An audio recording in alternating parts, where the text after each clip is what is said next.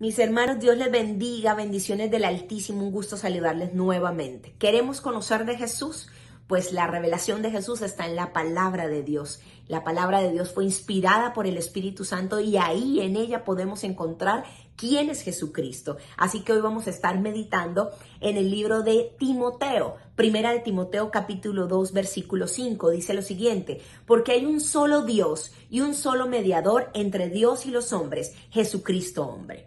Es un versículo muy corto pero muy poderoso y vamos a partirlo en tres pedacitos. Vamos a hablar acerca de la primera parte que dice porque hay un solo Dios. Eso es una gran verdad, mis hermanos. Solo hay un Dios verdadero. Hay un versículo bíblico que me memoricé, búsquelo, no sé la cita bíblica, pero dice: al Rey de los siglos, al inmortal, al invisible, al único y sabio de Dios, sea la gloria, la honra por los siglos de los siglos. Amén. Él es el Rey de los siglos, Él es el inmortal, Él es el invisible, Él es el único, Él es el sabio Dios. Por eso Él es digno y merecedor de toda la gloria, de toda la honra. Siempre en toda la historia de la humanidad han querido levantarse dioses con D pequeña, pero hay un solo Dios verdadero. Un solo Dios, solo hay un Dios y ese es nuestro Padre eterno. Pero luego continúa la segunda parte del versículo y dice: y un solo mediador entre Dios y los hombres.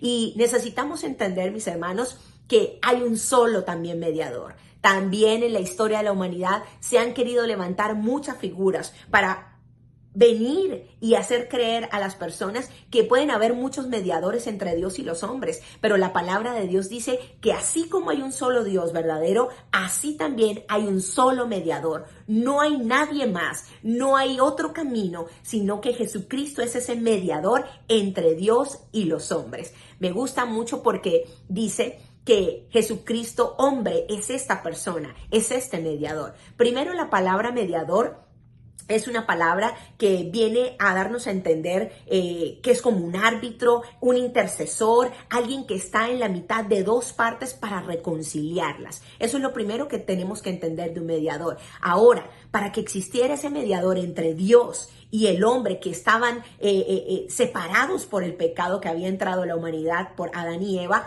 entonces necesitábamos un mediador. Pero el mediador tiene que tener características especiales. El mediador tiene que conocer las dos partes, tiene que conocer a las dos partes. En este caso, Jesús necesitaba entender la divinidad de Dios, pero Jesús necesitaba entender la humanidad del hombre para poderlo reconciliar. Y es aquí donde viene la tercera parte de: porque hay un solo Dios, un solo mediador entre Dios y los hombres, Jesucristo hombre. Y este Jesucristo hombre es el nombre compuesto, ¿cierto? Jesucristo. Jesús habla de el nombre que adquirió Jesús en la encarnación. Cuando el arcángel fue y visitó a María, le dijo: y tendrás un hijo y le llamarás Jesús, porque él salvará a su pueblo. Su nombre será llamado Jesús, Emmanuel con nosotros. Pero Jesús como tal, su nombre significa el que salvará a su pueblo, el que salvará al pueblo de Israel, pero el que salvará a la humanidad.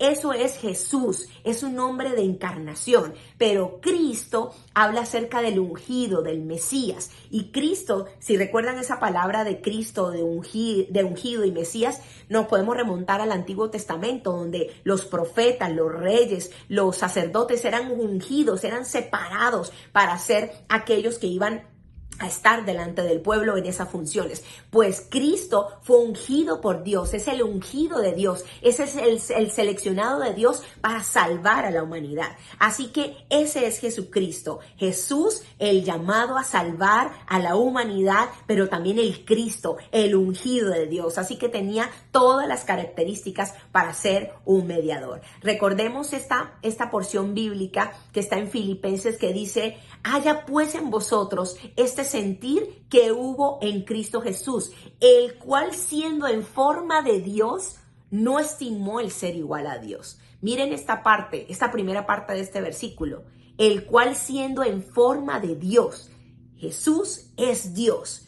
No estimó el ser igual a Dios como cosa que aferrarse, sino que se despojó y tomando forma de siervo se hizo semejante a los hombres. Así que Jesucristo tenía esa particularidad, 100% Dios, 100% divino.